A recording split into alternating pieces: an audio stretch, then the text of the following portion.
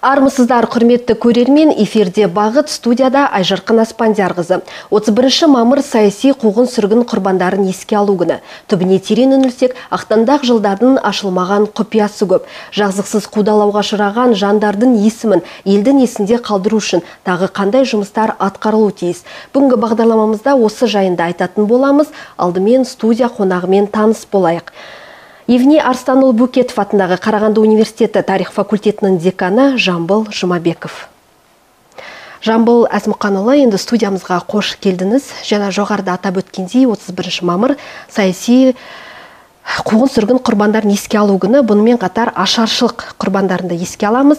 Мақсат енді белгілі, құрбан болғандардың рухына тағзым ету.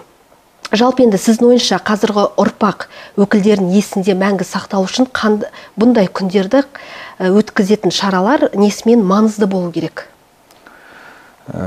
Әрине бұл өте маңызды, өте үлкен тақырып, мемлекеттік деңгейде бұған көп көңіл бөлініп жатыр. Біз білеміз, бұл бәрі тарих, 20 ғасырдың тарихы. 20 ғасырдың тарихында біздің қазақ елінің тағдырында өте сондай бір қилы замандар болды. Жалпы сондай бір 20 ғасыр, мен өзі тарихшы ретінде айтар едім, біздің бір сын сағаттары көп туған, тауқыметті көп шеккен сондай кезең болды. Өзі бір алып қарап отырсақ, сонау 20 ғасырдың басынан бастап-ақ біз қиындықтарды көріп келе жатырмыз. Ол кезіндегі қоныс аудару саясаты да бар, қазақтың жерлерінің тартылып алынғаны, одан кейінгі 16 жылғы көтеріліс бар, 17 жылғы революциялар бар, одан кейінгі басталған азамат соғысы, оның өзі 21 жылға қарай аяқталып, одан кейін басталған ірі бай шаруаларды кәмпескелеу деген, ұлы кәмпеске дейді, қазақтар кәмпеске деп айтап кеткен. Ол басталды, оның аяғы келіп ашаршылыққа ұласты. Бірінен соң бірі жалғасын тауып, 37-38 жылғы зұлымат, 41-45 жылдардағы соғыс, одан кейінгі қайтадан қудалаулар. Мені қарап отырсақ, тағдыр негізі бізді өте қатты сынаған екен, қинаған екен. Енді осының бәрі бұл адамдардың өмірі, адамдардың тарихы. Әрине бұл саясат жүрген жерде, енді солақай саясат болса, ол міндетті түрде адамның тағдырына сондай бір қиянат жасалынады. Міне саяси қуғын-сүргін дегенімізді жай қарапайым осындай халыққа түсіндірсек, осылай айтуымызға болады. Осы тұрғыдан енді біздің мемлекетіміз осы арнайы күнді белгілеп, осы бабаларымызға, осы жапа шеккен адамдарды еске алуға осындай бір күнді белгілеп отыр. Ол тек қана еске алатын күн емес, сонымен қатар сол замандағы болған оқиғаларды сараптай біліп, бүгінгі сабақ ала білуіміз керек, ең маңыздысы. Енді жаңа атап өттім ғой, бұл күнге ашаршылық құрбандарын еске алу күні де қосылды деп. Енді бұндағы мақсатта белгілі ғой, екі азалы оқиғаны бірге атап өту. Жалпы енді сіздің ойыңызша ашаршылық күні бөлек аталып өту керек пе, әлде осы дұрыс па?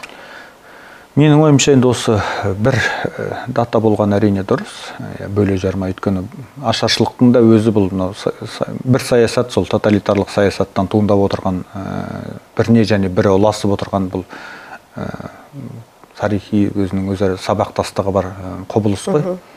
Қарап отырсақ, ашаршылық ол жаңағы біз айтқан азамат соғысынан кейінде де болған, ол көп айтыла бермейді. Мынау 20-21 жылдары Еділ бойын, біздің қазіргі батыс аймақтарды әр қаратай, ішкері Ресейге қаратай, қазіргі татар, башқұрт жерлеріне қаратай үлкен аштық болған. Бір тарихи құжаттар бар, мен өзім оқығам. Сол жылдары біздің алаш қайраткерлері шығыс Қазақстаннан, орталық Қазақстаннан осы батысқа қаратай көмек ретінде мал жинаған. Сол кезде жас жігіт Жүсіпбек Аймауытов сол 8000 бас малды осы Семей губерниясынан, қазір Қарқаралы, Қарағанды жерінен 3 адаммен бірге сол Қостанайға қаратай өздері атпен айдап апарған. 8000 малды, сол олардың жанкештілігі, елді аман сақтап қаламыз, аштықтан аман қаламыз деп. Және сол кездегі қиыншылық, сол өздері апарған малды халыққа, ашығып жатқан халыққа және хаттамасыз, қазіргі тілмен айтқанда бюрократиясыз таратып берген үшін өздері жауапқа тартылған, сотталған. Енді ол да бір жағынан қарасаң саяси құрбан болып тұр. Сондай жазықсыз әрі халықтың қамын ойлаған үшін. Сондай мәселелерді ол ашаршылықпен тікелей байланысып жатыр, былай қарасақ, тақырыптар. Енді осы тарихқа үңілсек, ашаршылықпен жаңағы қуғын-сүргін құрбандарын еске алу күні 97 жылдан бері аталып өтіп келе жатыр ғой. Жалпы осы нәубеттің Қазақстан демографиясына әсері туралы айтып кетсеңіз. Әрине, демографиялық тұрғыдан бұл енді үлкен зардап болды. Әрине, біз білеміз, қазақ халқының шамамен саны 6 миллионға жуықтап қалды. Бұл нәубеттерге дейінгі жағдай өте жақсы, өсімі жақсы еді. Біз мына Орта Азиядағы жалпы барлық түркітілдес халықтардың ішінде алда тұрған болатынбыз. Осы халықтың саны жағынан. Бірақ өкінішке орай, мен алдында тізбекте өткен тарихи оқиғалардың бәрінің зардабының нәтижесінен біз қазір халық саны жағынан артта қалып келе жатырмыз. Біз көршілес бір ғана өзбек ағайындардың өзі бізден 10 есе озып кетті. Олардың саны 30 миллионнан асып бар жатыр. 40 миллионға дейін жетер еді. Енді біздің де санымыз сол мұғдардан кем болмас еді. Қазір біз мысалы республика көлемінде 19 миллион, оның ішінде енді 70% біз қазақтар болып есептелінеміз. Ал енді біз осы зардаптардың орнын толтыруға әлі де болса қаншама уақыт жоғалтып отырмыз. Біз қазірдің өзінде кем дегенде бір 40 миллионға жетпес халық болып отыруымыз керек еді. Бірақ өкінішке орай, мынау ашаршылық тек қана халықтың қырылуымен ғана емес, сонымен қатар сыртқа көшіп кетумен де байланысты. Ол мысалы бір деректерде 1,5 миллион адам, бір деректерде 2 миллион адам, кейбір деректерде 3 миллион адамға дейін. Енді нақты саны жоқ негізі. Аштықтан қайтыс болған адамдардың нақты санын анықтау мүмкін емес. Өйткені о жылдары далада жүріп қайтыс болған адамдарды ешкім бүйтіп түгендеп жазбаған. Біз сол аштыққа дейінгі жүргізілген санақтың және аштықтан кейінгі жүргізілген санақтың есебімен ғана шығарып отырмыз. Сонда енді бұл жыл өткен сайын жаңағы бұл көрсеткіштер, тарихымыз өзгере бере ме, қалай?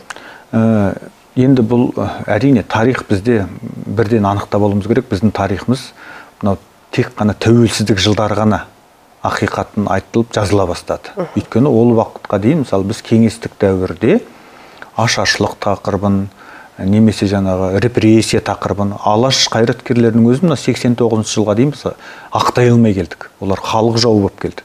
Қазірдің өзінде қарап отырсақ, былтыр мемлекет басшысы Қасым-Жомарт Кемелұлы Тоқаев арнайы жарлық шығарды. Саяси қуғын-сүргін құрбандарын толық ақтау туралы мемлекеттік комиссия құрды. Біз қаншама 100 жылдан астам уақыт өтті, біз әлі де болса оларды толық анықтап жатырмыз. Мемлекеттік комиссия құрылды. Ол мемлекеттік комиссияға бүкіл ірі тарихшы ғалымдар жұмыс істеп жатыр. Екінші жыл қазір. Сонымен қатар әрбір аймақтарда, облыстарда жергілікті өңірлік комиссиялар құрылды. Оған жергілікті біз сияқты тарихшыларды жұмысқа шақырып жатыр. Ол енді архивтардағы құжаттарды анықтау. Өйткені ол архивтағы құжаттардың көбісі құпия күйінде сақталып келе жатыр. Әлі де болса ол құпиялылығы жойылмаған құжаттар бар да. Сонда біз одан шығатын ақпаратты қазір тағы да сараптама өткізіп, тағы да жаңа мәліметтер қосылады, жаңа деректер қосылады, әрине өзгереді. Сондықтан біз тарихты көбісі ойлайды, неге өзгере береді деп. Біз ол өзіміз өзгерткіміз келгеннен, бір жаңалық ашқымыз келгеннен өзгертіп жатқан жоқпыз. Бұл соған сондай объективті себептер бар. Өйткені біздің тарихымыз тек бертінған кезінде ғана жазылып жатыр. Оған дейін ол тек қана идеологияның құрсауында болып, кеңестік дәуірде сол артық кеңес үкіметінің саясатын кері жақтарын көрсететін мәселелер мүлдем ашылған жоқ, мүлдем айтылған жоқ. Сол құпия сақтау себебі неде? Енді ол архив құжаттарына сіз алып оқысаңыз, онда бүкіл ақиқатын көресіз. Мысалы, не себептен ол, қандай ашаршылық не себептен туындады, адамдар неге ату жазасына кесілді, ол мемлекеттің сол кездегі саясаты. Ол сол мемлекет сол саясатын жасыру үшін ол құжаттардың бәріне құпия деген гриф берген арнайы. Яғни олар 50 жыл немесе 75 жылға дейін құпия күйінде сақталу керек. Ол сол кездегі мемлекеттік органдардың, сол мемлекеттік органдағы істеген адамдардың іс-әрекеттерін бәрін ашып жариялап береді. Бір ғана мысал келтірейін. Біздің өңірімізде үлкен жазушы болған Жайық Бектұров деген. Ол кісінің естеліктері өте керемет. Ол кісі сол алаш қайраткерлерімен бірге сол репрессия құрбаны болған. Бертінде Жайық Бектұров кітапханасының қызметкерлері маған Таңба деген кітабын берді. Соны өте қызығып оқып шықтым. Жастарға да мен үнемі ұсынамын, оқыңдар деп. Сол кісінің еңбегінде ол кісі 42-ші жылы ұсталады. Үстіндегі офицерлік киіммен, әскери киіммен бәрімен алып кетеді. Сонда вагонда кетіп бара жатады. Ивделлаққа енді 10 жылға ол кісіні жібереді. Сонда вагонда кетіп бара жатқанда сондай адамдар жиналған, ұсталған. Бұл 40-ші жылдар ұсталып отыр.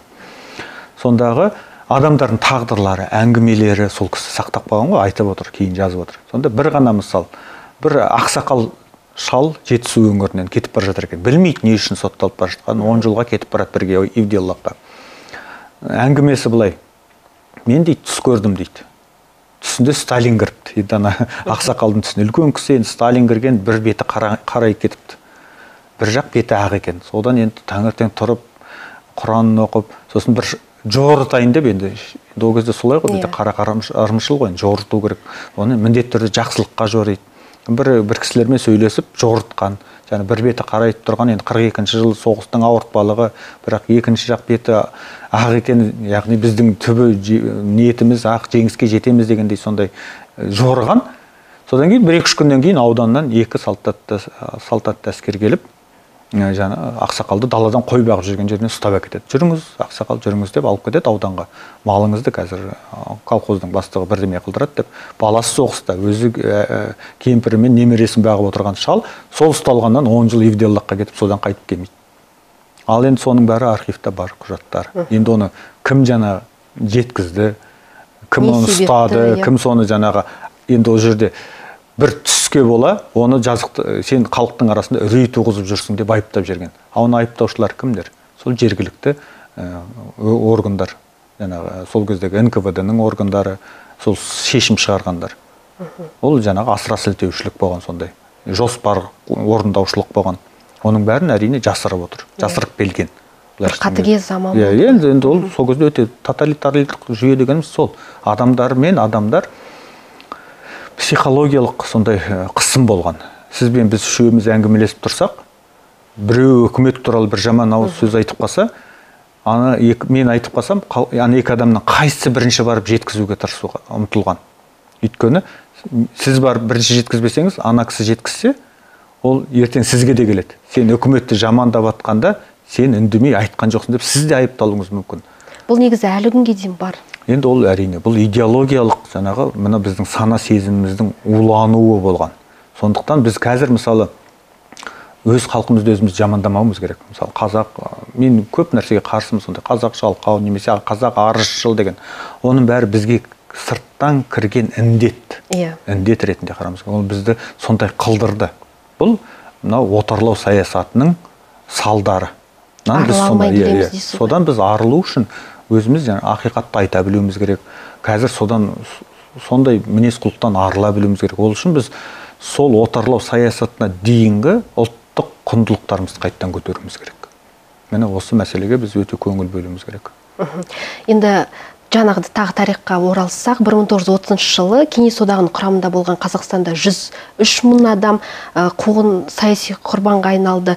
Ал 25 мың адам ату жазасына кесілді.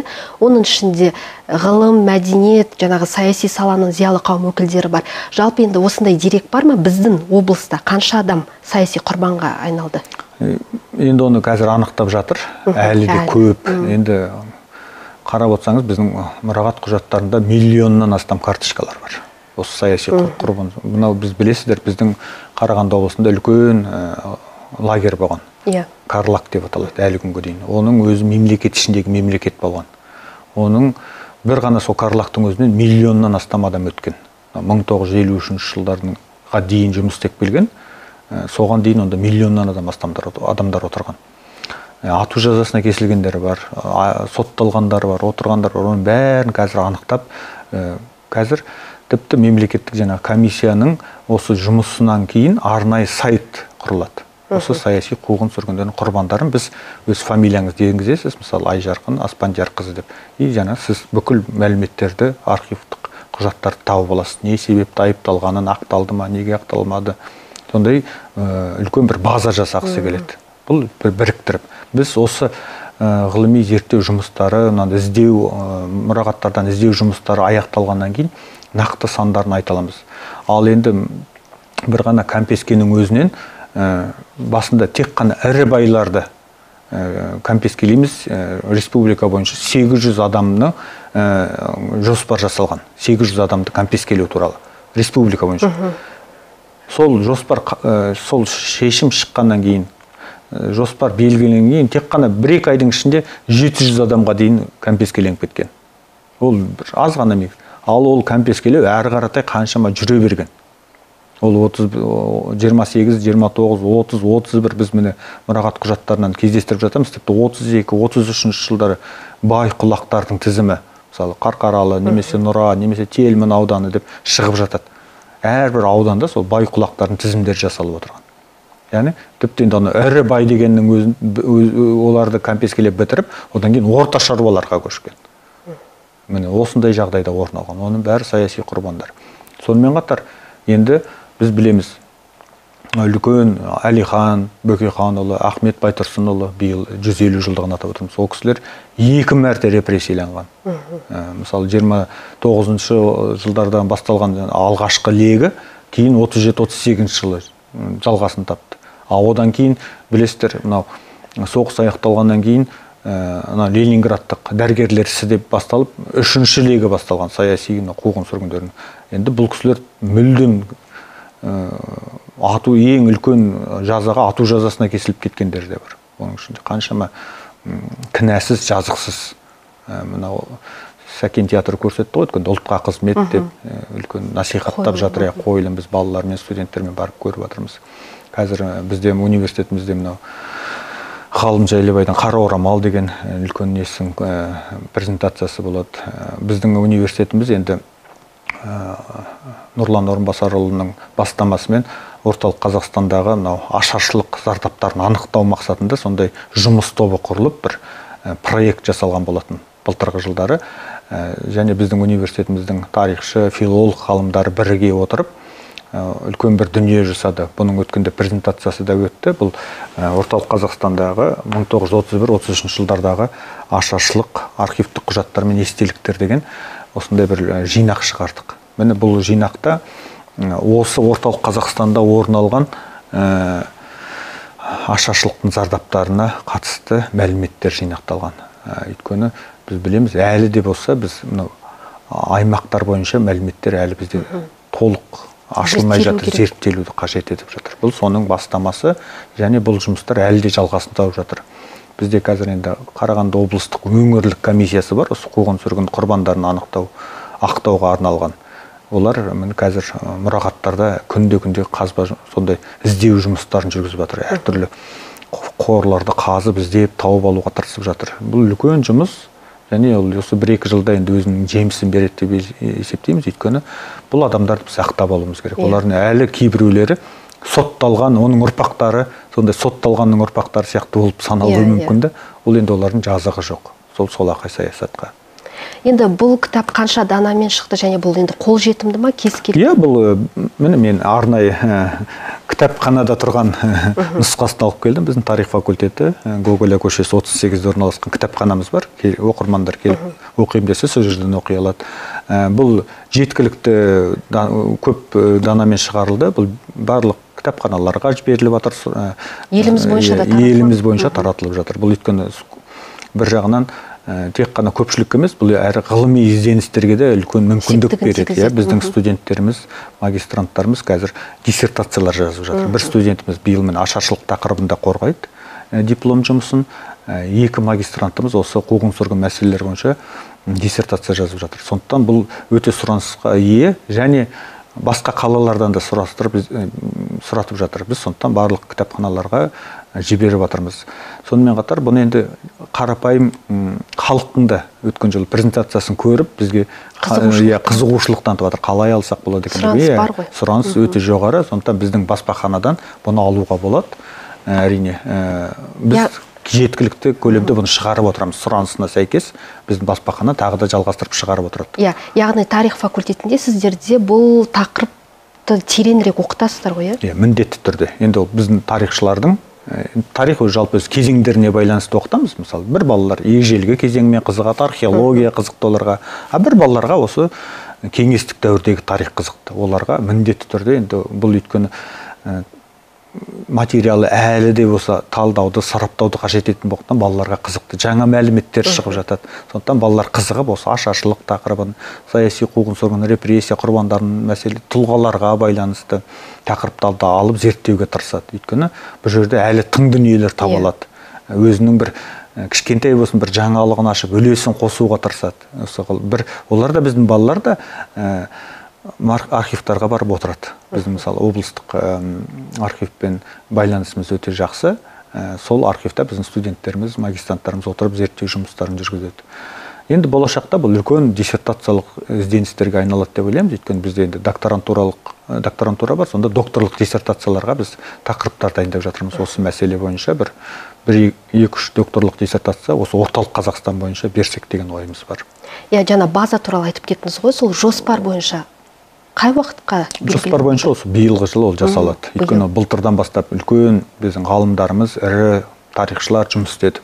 Оны Алматыдағы тарих және этнология институты бар, Шоқан Уәлиханов атындағы, Астанадағы мемлекеттік тарих институты бар. Осы институттың үлкен ғалымдары, басшылары Зиябек Ермұханұлы Кабульдинов, Еркін Аманжолұлы Абил, сол кісілердің бастамасымен жұмыс атқарылып жатыр.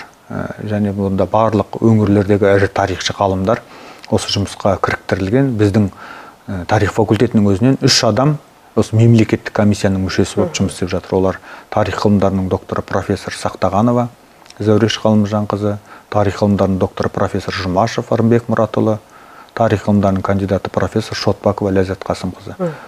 Бұлар енді бұл жерде бір ескеріміз керек, бұлардың әрқайсысының мемлекеттік комиссияның бағыттары бар. Мысалы, бір бағыт мемлекет сол кездегі кеңестік саясатқа қарсы көтеріліске шыққандарды анықтайды. Бір бағыт, өзіңіз айтқандай, ашаршылық мәселесімен айналысады. Бір бағыт саяси қуғын-сүргін репрессия құрбандарын анықтайды. Бір бағыт бізге депортацияланып келген халықтар бар, жер аударылып келген бар. Олар да саяси қуғын-сүргіннің құрбандары болып саналады. Оларды анықтау, олар тіптен көп. Мысалы 40 мың, 50 мың семьялар осында жер аударылған. Осы жерде мекендеген спецпоселениялар деген болған арнайы. Сонда тұрғандар бар. Оларды анықтаймыз. Енді бір бағыт, мысалы мен өзім жұмыс істеймін, байларды кәмпескелеу, орта шаруаларды кәмпескелеу. Яғни тағы бір бағыт бар. Ұлы Отан соғысы кезінде тұтқынға түсіп қалған біздің ата-бабаларымыз бар. Немістердің қолына. Сол жақта Түркістан легионының құрамына кіріп кеткен, немесе басқа да Финляндия соғысында болған, тұтқынға түсіп қалған ата-бабаларымыз бар. Кезінде оларды саяси тұрғыдан қудалаған болатын. Мысалы, біз естеліктерінен білеміз, немістің тұтқыннан босап келгендерді қайттан лагерьге жібергендер болған. Түркістан легионына қатысқандарды қайттан лагерьге жібергендер болған. Олар да саяси қуғын-сүргін құрбаны болғандықтан оларды да біз анықтап жатырмыз, ақтауымыз керек. Және содан кейін өз ойын еркін білдіруге тырысқан, немесе сол кездегі мемлекеттің саясатының керағарлығын көрсетуге, солақайлығын көрсетуге үн қосып, солай бір еркіндік, қоғам белсенділер де болған. Мысалы, біз сіздердің факультеттеріңізде оқыған кезінде, филология факультетінде есеп партиясы құрылған кезінде. Онда Бүркіт Ысқақұлы деген үлкен жазушы ағамыз, Айтбай Нарешев дейді, біздің қазір көзі тірі Кәмел Жүністегі деген жазушымыз бар Шетауданда. Сол кісілер осы тарих бар, сонда есеп партиясы тұрған. Олар да қуғындалған. Олар да құрбандары болып есептелінеді. Мысалы, осындай 7-8 бағытта комиссия жұмыс істейді. И бағыттардың әрқайсының өзінің ішінде қаншама мәселелері бар анықтайтын. Иә, шынымен де бұны енді өсіп келе жатқан біздің жас буын білу керек қой. Әрине, әлбетте. Өйткені біз осыдан сабақ аламыз біріншіден тарихтан. Бұндай жағдай қайталанбау керек. Біз осы ата-бабаларымыздың есімдерін білуіміз керек. Олар тарихта қалу керек, сақталу керек. Ол мұрағат құжаттары күндердің күнінде жойылып кетуі мүмкін. Олар енді қағазда жазылып тұр. Қазірдің өзінде біз мұрағаттарды ақтарып қарап отқанда көрінер, көрінбес жазулар өшіп бара жатқан құжаттар да бар. Олар ертең жойылып кетсе, біз мүлдем ол тарихты білмей қаламыз. Сондықтан ондай да қауіп бар. Және қазір мысалы біз жаңа Қазақстан, міне бейбіт өмірде ашық аспанда өтірміз. Бірақ осыны қадірлей білу үшін біз кешегі өткен қиямет, қайым, сондай тағдырымызды да біле отырып, салыстырмалы түрде біз көрсете білуіміз керек. Қазіргі күніміз қандай міне жақсы, соны осы азаттықты, осы біз тәуелсіздікті сол бабаларымыз қалай аңсады, қалай соны осы күнге жетсек екен деп армандады, біз жетіп отырмыз. Сондықтан біздің ата-әкелеріміздің жетпегенін біз міне ең бір қымбат, бағалы бұйымдай алақанымызға сап ұстап, қадірлеуді біз осы арқылы көрсетеміз. Міне менің басты бір айтатын ойларым осындай. Иә, және де жаңағы базаны айтып тұрсыз, ол бізде халық арасында насихаттау жұмыстарын жүргізу керек. Халықтың қазір тарихқа деген қызығушылығы көп қой. Мысалы, сіз өзіңіз мысалы бір белгілі бір аталарыңызды іздеп, мысалы тапқыңыз келсе, базаға фамилиясын енгізіп, сіз таба алуыңыз керек. Білесіздер ме, қазір Ұлы Отан соғысына қатысқандардың базасы бар. Бәрі қазір сондан өзінің аталарын іздеп, қай неде, қандай құрамда болғанын, қай жерде қайтыс болғанын, немесе қандай награда алғанын өздері барлығы көріп жатыр, деректер бар. Бұл Ресейде жасалған сондай база. Сондай база Ресейде тағы да бір база бар, мемориал деген. Оларда сондай бүкіл оның ішінде біздің Қазақстанда қуғын-сүргін құрбандары да бар. Бірақ көп емес енді, бірақ 4 мыңға жуық фамилия енгізілген екен сол. Ал бірақ әлі ол толық емес. Біз сондай базаны жасағымыз келеді. Осылардың негізінде сондай сол принциппен бізде де қазақстандық база болса деген. Өйткені біздегі мәліметтер өте көп. Оны әлі толықтырып отырып, енді кез келген оқушы ертең мектепте осы тақырыптарды талқылайтын болса, мұғалім, сол жергілікті жердегі ауылдық мектептер сол базаны пайдаланады, көреді. Міне кеше қуғын-сүргін тақырыбын өтіп жатады, мысалы мектеп сабағында. Базамен жұмыс істеп, сол жерден балалар анықтап, көріп, сол ауылдан шыққан тұлғалардың кім қуғын-сүргінге ұшырағанын, кім соғысқа қатысқанын, кім тұтқында болғанын өте тамаша нақты мысалдар ретінде көрсетеміз. Біз жалпы абстрактілі тарих емес, нақты сол ауылдың тарихының негізінде оқыталамыз, осы базалар болса деп ойлаймын. Жалпы бұл тақырып, яғни терең, ашық қаз оқытылып жатыр ғой. Иә, енді бізде шыны керек осы мүмкіндік алдық. Осы тәуелсіздік жылдары ғана осы тақырыпты кеңінен айтуға біз енді көп жылдары, әсіресе кеңестік дәуірде 70 жыл бойы бұл тақырып айтылған жоқ. 90 жылдары ең алғашқы осы біздің қазіргі тарих институты бастап, ол кезде академик Манаш Қозыбаев бастаған ғалымдар осы ең алғашқы бастаған болатын осы іздестіру жұмыстарын. Біздің қазіргі айтып жүрген 1,5-2 миллион аштықтың құрбандары деген сол кезде 90-шы, 97, 99 жылдары анықталған мәліметтердің негізінде айтып жүрміз. Сол кезде ірі демограф Мақаш Тәтімов, тарихшылар жаңағы академик Қозыбаев, Қайдар Симбайұлы, Алда Жұмановтар сол архивқа кіріп, сол кездегі КНБ-ның архивынан, КГБ-ның бұрынғы алған мәліметтердің негізінде біз осындай бір алғашқы жобасын шығарған болатынбыз. Енді біз қазір соны толықтырып, әрі қаратай жалғастыруымыз керек осы зерттеуімізді. Енді міне тағы да бір 3 том кітап алып келіпсіз, осыны бір таныстырып өтсеңіз. Иә, бұл ашаршылық былтыр мемлекеттік деңгейде айттық қой, енді біз үлкен мемлекет басшысы Қасым-Жомарт Кемел Тоқаевтың бастамасымен мемлекеттік комиссия құрылған кезде Сенат тарапынан 5 томдық жоспарланды. Осындай ашаршылық деген. Иә, бұл 5 томдық, мен 3 томын алып келіп отырмын. Сенаттың басылымы ашаршылық. Бұнда 28-34 жылдары бойынша осы ашаршылыққа қатысты таза архив құжаттар жинақталған. бұнда мен арнайы әкеліп көріп отырмын, енді оқырмандарға көзайым болсын, бір жағынан әрі насихаттай жүректе біздің университетіміздің кітапханаларында бар, осы кітаптар келіп таныса алады, оқырмандар енді барлық жерлерге жіберілген болатын. Ол Сенаттың тарапынан үлкен бір жұмыс болды. Мәулен Әшімбаев, Берік Әбдіғалиұлы ағамыз, депутат мәжілістің қатысқан осы үлкен жоба. Бұның ішінде тек қана қазақстандық емес, сонымен қатар Ресейдің мұрағаттарынан басқа, одақтас сол кездегі республикалардың мұрағаттарынан табылған құжаттардың негізінде жинақталған болып отыр. Бұның әрбір томының өзі жеке әрқартай зерттеуді қажет етеді. Енді бұнда таза мұрағат құжаттары хронологиялық принциппен дейді, яғни жылдар бойынша жинақталған.